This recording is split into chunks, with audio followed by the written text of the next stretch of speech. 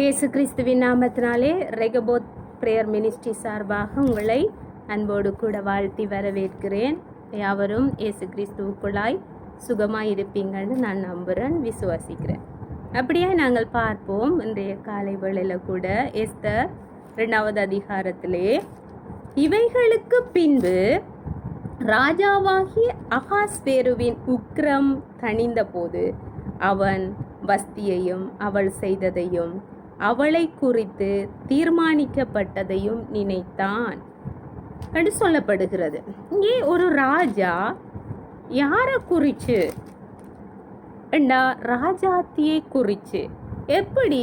அவனுடைய உக்கிரம், அவனுடைய கோபம் தணிந்ததற்கு பின்பு அவன் அவளை நினைச்சான் என்று சொல்லப்படுகிறது.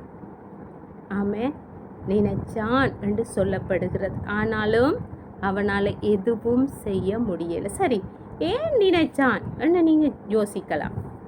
இங்கே நாங்கள் 1வது அதிகாரத்தில் பார்க்கிறோம், எத்தியோப்பியா தேசம் வரைக்கும் உள்ள, இந்து தேசம் முதல் எத்தியோப்பியா தேசம் வரைக்கும் உள்ள 127 நாடுகளையும் அரசாண்ட அகாஸ்வேருவின் நாட்களில் சம்பவித்தது.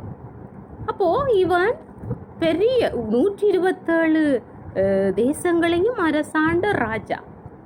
அப்போ இவன் அவ்வளவு ஜனம் பெருத்தவன். இவ்வளவு ஜனங்களையும் 127 நாடுகளை அரசாளுகிற ராஜா, செல்வ சீமான். அவனிடத்துல உள்ள அந்த செல்வத்தின் அந்த உச்சகட்டத்தின் நிமித்தம் 6 மாசம் அனைவருக்கும் விருந்து செய்தான். 7 நாட்கள் அந்த விருந்து முடிஞ்சு 7 நாட்கள்ல அவங்க விருந்து மதுபானத்தினால கழித்திருக்கும் போது அவன் என்ன செய்கிறான்? ராஜாத்திய, அவள் கிரீடம் சூட்டப்பட்டவளாய், அவளுடைய அழக, வஸ்தி என்றதுக்கு மிகவும் அழகுள்ளவள் என்று பொருள்படும். இந்த வஸ்தியினுடைய அழக காண்பிக்கிறதற்காக அவன் என்ன செய்கிறான்? வரவழைக்கிறான். ஆனா இவள் மறுக்கிறாள்.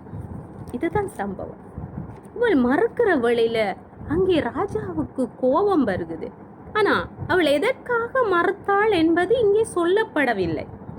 அந்த அதிகாரத்தை நாங்கள் வாசிச்சோம்னா சொல்லப்படையில. ஆனா இவள் மறுத்தது நிமித்தமாய் இந்த ராஜாவுக்கு கடும் கோபம், மூர்க்கம் உண்டாயிற்று.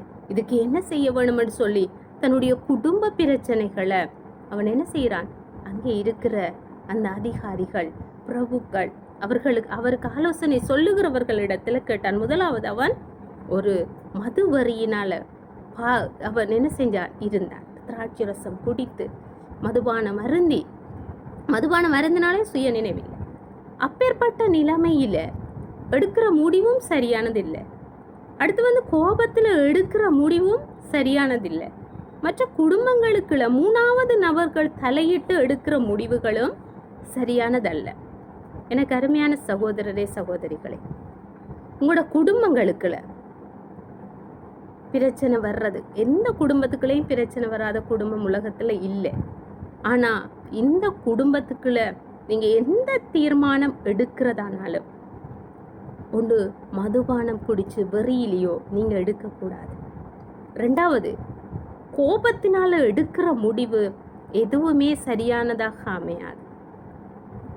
அடுத்து 3வது நபர்களுடைய ஆலோசனையை கேட்டு அவங்க தங்கட யோசனை, அவங்களுக்கு தெரியாது என்ன சந்தர்ப்பம், என்ன சூழ்நிலை, அதுகள்லாம் தெரியாம இவ இப்படி செஞ்சிட்டாவா, இவன் இப்படி செஞ்சிட்டானா என்று சொல்லி அவர்கள் உங்களுடைய வாழ்க்கைக்கு முடிவு கொடுக்க முடியுமானால் நீங்க திருமண வாழ்க்கையின் உங்களோட வெற்றி யாருடைய கையில் அடங்கி இருக்குது.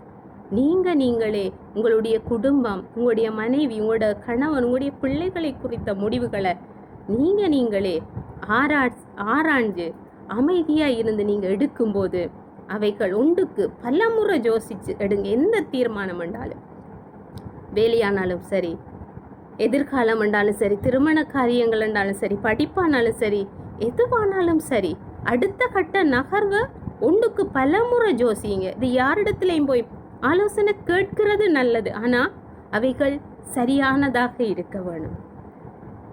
அப்படியாய் நானும் நீங்களும் குடும்ப வாழ்க்கையில நாங்க 3வது நபர்களை தலையிட வைக்கும்போது முடிவுகள் மாறுபட்டு அநேகருடைய குடும்பங்கள் இழக்கப்படுகிறதும் பிரிந்து போகிறதும், அநேகர் இல்லாமல் போகிறதும், அநேகர் தனிமைக்குள்ளாய் கண்ணீருக்குள்ளாய் போகிறதும் இது அமையும்.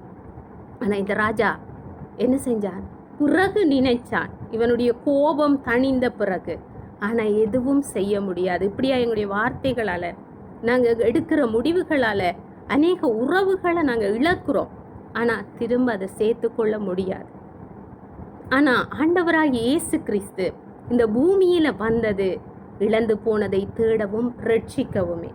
ஆகவே நீங்க இன்றைக்கும் சமாதானத்தை இழந்து போயிருக்கலாம், சந்தோஷத்தை இழந்து போயிருக்கலாம், அநேக தவறான முடிவுகளால் அநேகர் வாழ்க்கையை இழந்து போயிருக்கலாம், அநேகர் இழந்தே போயிருக்கிறார்கள் தற்கொலை என்ற பேர்ல. இப்படி அநேக காரியங்கள் இருக்குது. ஆனா இயேசு கிறிஸ்து இழந்து போனதை தேடவும் ரட்சிக்கவுமே அவர் வந்தார்னு வேதம் சொல்லுகிறது. நீங்க இன்றைக்கும் இழந்து போன சமாதானம், இழந்து போன வாழ்க்கை, இழந்து போன குடும்ப உறவுகளை ஆண்டவர் மீட்டு தருவார். விசுவசிங்க. கர்த்தர் இன்றைக்கு அற்புதம் செய்வார். இரக்கமுள்ள பிதாவே, உம்மை நன்றியோடு ஸ்தோத்தரிக்கிறோம். இந்த வேளையிலும் இந்த பிள்ளைகள் இழந்து போனது அநேகம். கர்த்தர் மறுபடியுமாய் இவர்களுக்கு இவர்களுடைய கரங்களில் கொடுத்து இந்த பிள்ளைகளுக்கு நன்மை செய்யுங்க. உமது கரம் கூட இருக்கட்டும். இயேசு கிறிஸ்துவின் நாமத்தில் ஜெபிக்கிறேன் ஜீவனுள்ள பரலோக பிதாவே, ஆமென். ஆண்டவர் உங்களோடு பேசியிருக்கிறார். ஆண்டவர் உங்களை ஆசீர்வதிப்பார். ஆமென்.